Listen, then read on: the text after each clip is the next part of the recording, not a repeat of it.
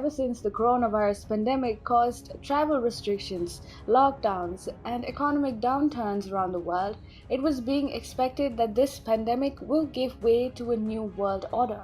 China is being accused of causing the pandemic by mishandling the COVID-19 outbreak and covering up its severity. The Chinese regime did so with the help of its authoritarian regime, where the voices of doctors and citizen journalists were muzzled. It did so with its deep influence in the WHO, which helped bluff the world. And now it has resorted to acts of aggression in the time of the pandemic, be it in Hong Kong, the South China Sea, or the border with India.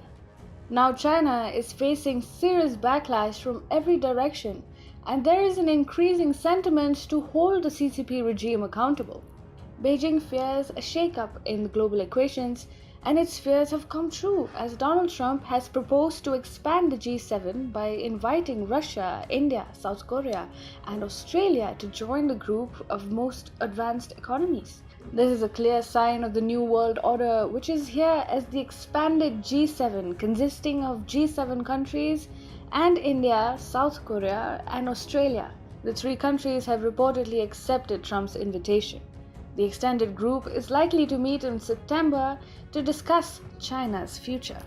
This comes days after Trump called for the expansion of the quote-unquote very outdated group and said that the meet would now be held in September or November, where India, Russia, South Korea, and Australia should also be invited.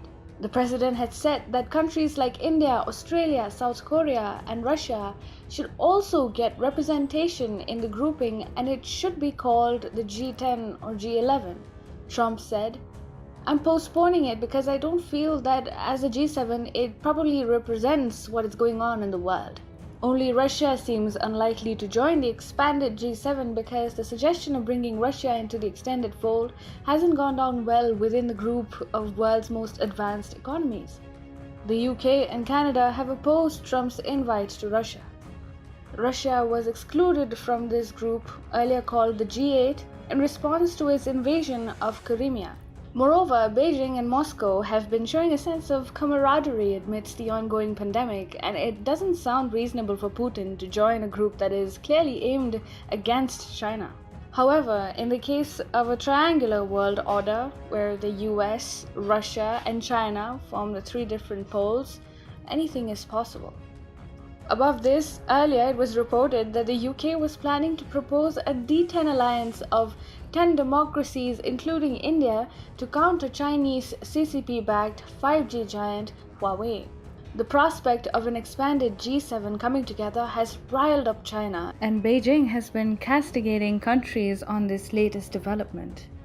Chinese Foreign Ministry spokesman Zhao Lijian has said, "China believes all international organizations and conferences should be conducive to mutual trust between countries, to upholding multilateralism, promoting world peace and development." He added that, "We believe this is a role of the overwhelming majority of the countries in the world. Any attempts to seek a small circle against China is doomed to fail and is unpopular." Clearly, the expansion of the G7 with an eye on Beijing hasn't gone down well with China. China knows that this group of high-income countries can hurt it like never before. These countries can easily use their economic prowess to keep China out of the supply chains and harass its exports-based economy.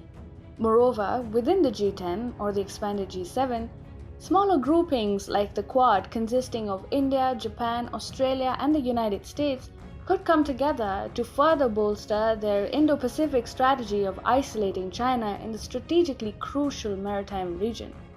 All countries in the expanded G7 except India are high-income, developed economies, but that doesn't in any way mean that New Delhi's role will get undermined.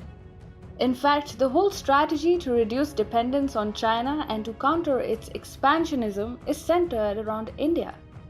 Trump has included India within the expanded G7, keeping in mind that the country will play a big role in replacing China as a premier investment destination and a manufacturing hub for the companies based in the developed world.